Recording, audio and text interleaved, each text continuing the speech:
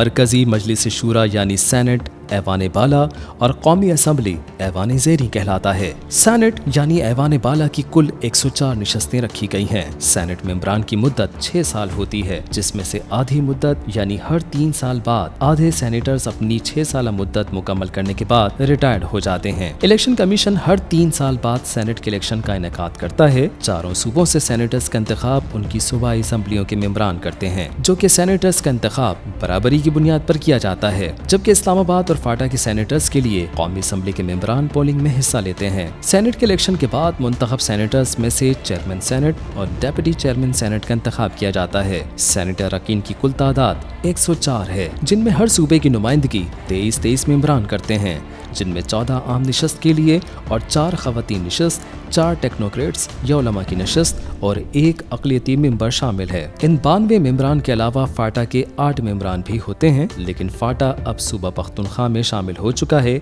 इसलिए उनके इंतखाब का फैसला अभी नहीं किया गया, जबकि 4 मेंबरान का इंतखाब इस्लामाबाद से किया जाता है।